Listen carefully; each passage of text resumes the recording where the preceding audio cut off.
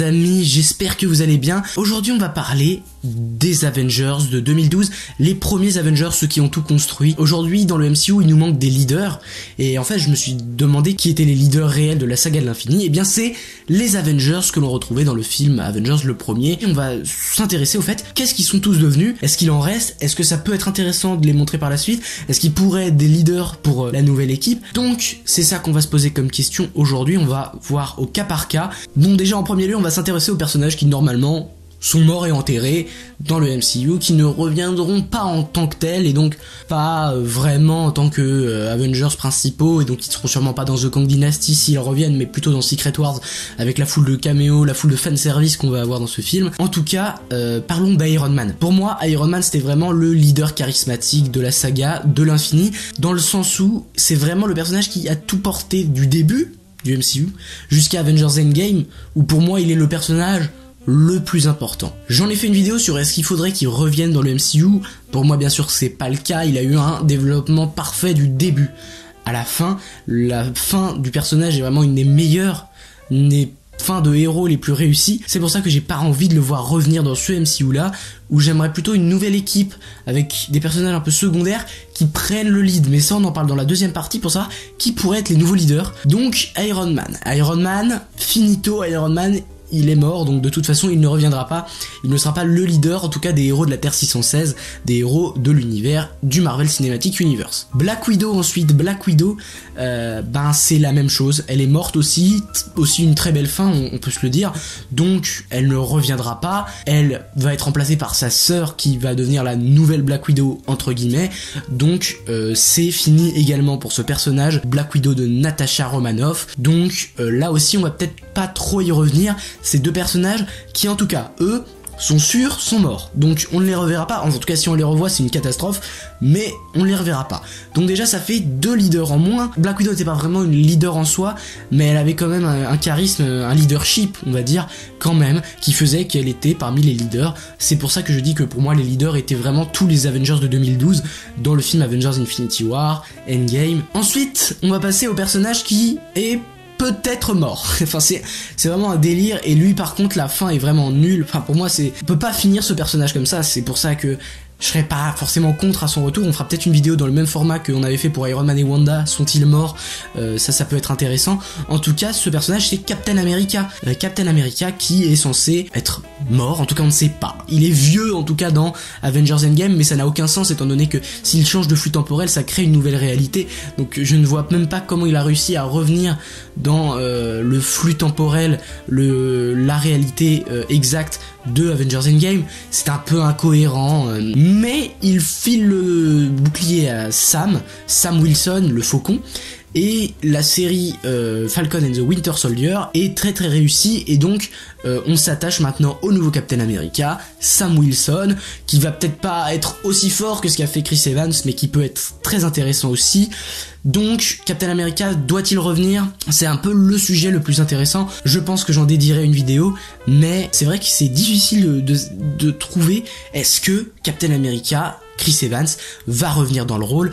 Et c'est un peu compliqué puisqu'il y a le pour et il y a le contre. Le pour c'est que la fin du personnage était pas incroyable, et je pense qu'il aurait pu être le vrai leader de l'équipe des Avengers, là où vraiment je pense que c'était Iron Man dans la première saga. C'est pour ça que pour moi il pourrait revenir, et ce qui va à l'encontre de ça c'est le personnage est mort, si on le fait encore revenir ça va pas. Là où lui on peut dire qu'on verra ce qu'il va donner par la suite, mais c'est pas sûr que ce soit une bonne chose s'il revient. En tout cas on peut le compter parmi ceux qui ont passé l'arme à gauche tellement il est vieux, alors à moins qu'il trouve un remède dans The New World Order pour le faire revenir jeune, et ça n'aurait aucun sens, mais pour moi il fait partie de Black Widow et Iron Man, c'est-à-dire ceux qu'on ne reverra pas en tant que tel dans l'univers qui nous intéresse. Donc voilà pour Black Widow, Iron Man, Captain America.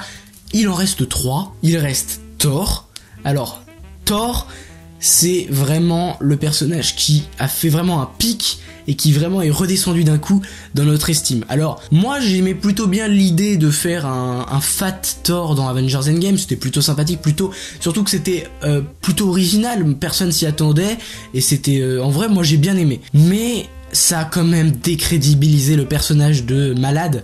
C'est vrai que ce personnage, c'est pas celui qu'on voulait. En fait, celui d'Infinity War était au summum de sa puissance, au summum de son charisme, au summum de son badass. Donc, je pense qu'ils ont essayé de chercher autre chose avec ce fat Thor, ce Thor un peu drôle et gros qui a vraiment décrédibilisé le personnage à 100%. Voilà, donc le problème, c'est que Thor, ça a été confirmé avec Thor Love and Thunder, qui est un film qui ne sert à rien. Et c'est vraiment un personnage en demi-teinte Thor, puisque les trois films Thor, c'est-à-dire Thor 1, Thor le monde des ténèbres et Thor Love and Thunder, sont des films très oubliables, des films, c'est pas les films préférés du MCU, quoi. C'est les films vraiment en bas du panier. Là où Thor Ragnarok, selon moi, est très bon, et en plus amène à Infinity War, les deux films, vraiment, où si vous voulez voir un Thor incroyable, c'est dans ces deux films. Et aujourd'hui, Thor, est-ce qu'on en a encore envie? Je ne pense pas. Je pense même pas que l'acteur a encore envie de jouer Thor en réalité. Vous m'auriez dit ça en 2018, Thor, le futur leader des Avengers, à la sortie d'Infinity War, je dirais, bah ouais, trop. Et en fait, plus le temps avance, plus on se dit mais Thor, je ne veux même plus le voir tout court en fait. Thor dans Thor Love and Thunder, il est saoulant quoi. C'est là où c'était plus subtil dans Ragnarok, c'est que l'humour marchait et ne décrédibilisait, j'adore ce mot, je l'ai dit plein de fois, pas le personnage en lui-même. Donc voilà, Thor, moi aussi je l'écarte d'un leader, puisqu'en réalité je n'oserais pas imaginer Thor en tant que principal capitaine de l'équipe des Avengers. Il y a les personnages secondaires, il y a les personnages principaux. Thor, il est entre les deux. Enfin, les personnages principaux, je parle des 3-4 plus grands. Thor, pour moi, il est entre les deux, alors que, le sens du MCU jusqu'à Avengers Endgame voulait que Thor prenne le lead par la suite. Et malheureusement, je pense pas qu'il soit assez convaincant. C'est le problème. Il nous en reste que deux à voir, et ensuite on verra qui pourrait être les futurs leaders du MCU.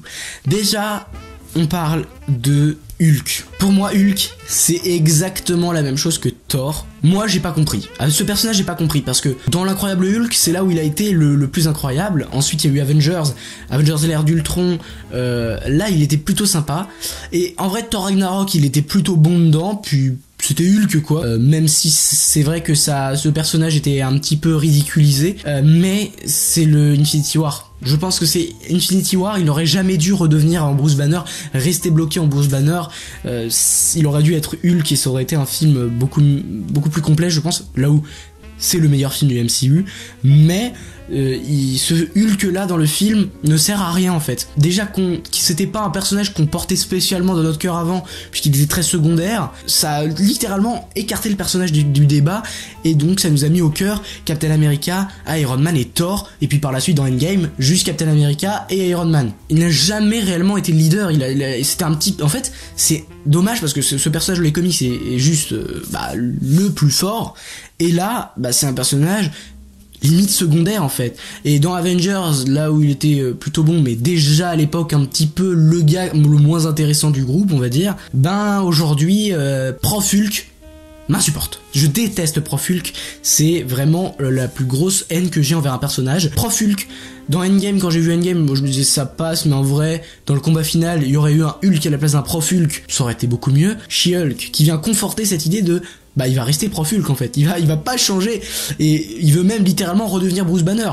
Donc non, le personnage ne va pas, et n'allez pas nous mettre des Scars, n'allez pas nous mettre des Hulking, etc. pour remplacer Hulk, parce que Hulk est irremplaçable, et des versions Wish de Hulk, ça va pas, mais il a jamais réellement été aussi fort que dans les comics, et vous voyez Hulk en grand leader, littéralement lui aussi a été décrédibilisé, et avant où on se disait et s'il redevient Hulk trop fort ça peut être génial, là en fait même s'il redevient Hulk trop fort, on dira que c'est pas logique, ça va pas en fait. Et le personnage non plus est rangé dans la catégorie de ceux qui ne pourront pas du tout être des leaders, et limite qu'on a envie d'oublier, c'est-à-dire Thor, Hulk, les deux ont des destins très liés, finalement, c'est eux aussi leur apogée, pas loin d'Infinity War, etc.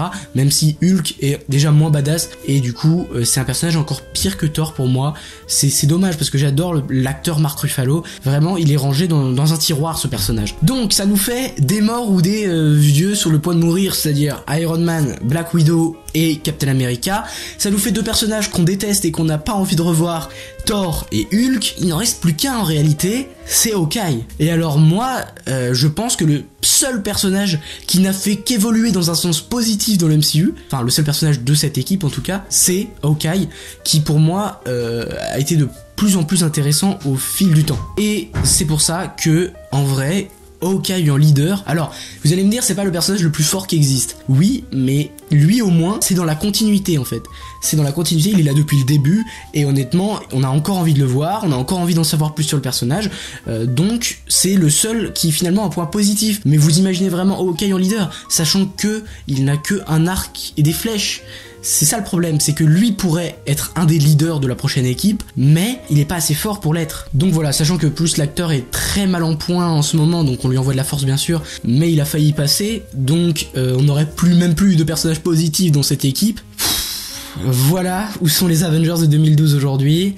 Hawkeye est le meilleur personnage aujourd'hui qui reste de cette équipe, donc vous vous rendez compte un peu de jusqu'à où c'est allé. Et maintenant parlons de qui pourrait être le futur leader du MCU. Et là, c'est un peu le vide, quoi. Et c'est pour ça que j'ai énormément d'attentes sur quelques personnages. Si on fait la liste de tous les héros qui pourraient l'être, c'est-à-dire Sam Wilson, non. Sam Wilson, non. Il pourrait alors être un des grands personnages, mais le personnage, non. Doctor Strange, pareil. Enfin, Doctor Strange, j'aimerais beaucoup, mais c'est de base déjà, c'est pas vraiment un Avengers dans les comics, un membre des Avengers, donc ça n'irait pas non plus. Spider-Man, lui non plus, et c'est plus un personnage un peu solo dans l'univers, donc non, pas leader, en plus il est trop jeune selon moi. Bucky, Wanda, tous ces personnages qui ne peuvent pas être le personnage qui mène tout le monde, qui n'est pas assez charismatique, c'est compliqué en réalité, c'est compliqué. Alors Hawkeye oui, mais Hawkeye non, j'ai envie de dire. C'est pour cela qu'on va se rabattre sur les 4 fantastiques. Et il faut pour moi que ce soit les 4 fantastiques des pépites.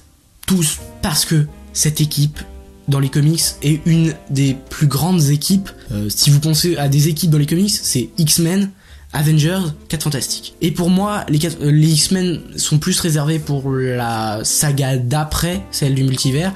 C'est pour ça que il faut que le casting des 4 fantastiques soit énorme, avec des acteurs charismatiques, et que le film des 4 fantastiques doit être un énorme banger, un film d'une très bonne qualité, pour qu'ensuite on ait les leaders de notre saga du multivers. C'est obligatoire. Honnêtement, vous avez vu Avengers Infinity War, l'affiche d'Avengers Infinity War, l'affiche d'Avengers Endgame.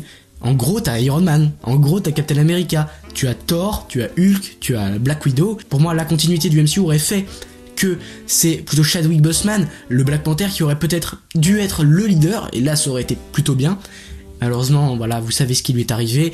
Et Shuri, non. Shuri, je valide pas non plus. Le problème, c'est ça, c'est qu'on a que des personnages bien, mais pas très bien. Et c'est ça le problème. C'est pour ça que les 4 fantastiques, pour moi, sont le seul espoir qui font que ils auront leur grosse teuté sur l'affiche du film Avengers The Kang Dynasty. Il faut qu'il soit parfait. Il faut qu'il soit parfait, et on fera une vidéo sur le casting parfait pour ces 4 fantastiques juste avant leur annonce qui a prévu normalement au Comic-Con de San Diego de cette année. En tout cas, on a très hâte et on attend beaucoup. En tout cas, je vous souhaite une bonne soirée, une bonne après-midi. J'espère que vous allez très bien. Et n'oubliez jamais, Subscribers, rassemblement.